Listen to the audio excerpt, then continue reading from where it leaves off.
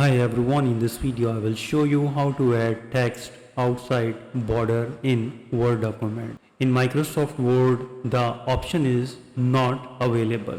So you have to try a trick to do that. So let me show you how you can do that. Let me open a new page.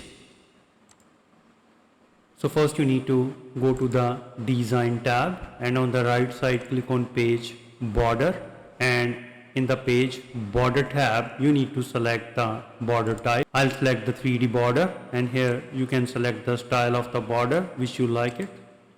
You can select the color of your choice, for example this color, and here you can select the PT, whatever your requirement is, and then head to the options and now click to the text, click OK and click OK, and here a border is applied.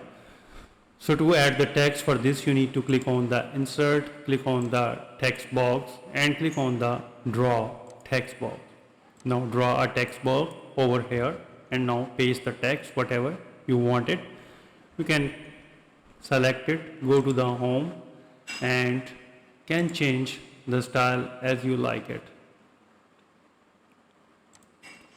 You can increase the size, you can make it center, whatever your choice is, and now head to the shape format and click on the rotate and click rotate to the 90% right. When you click it, it will be rotate to the right 90%. Again click it and go to the rotate and click rotate 90% left, and here it is. So increase the size of the text box and now drag it to outside border. So there is a text box border over here. You need to select it. Go to the shape format, click on the shape outline and click no outline. And here you can see that the border has been removed. You can just resize it as per your requirement, like this one. You can move it either here.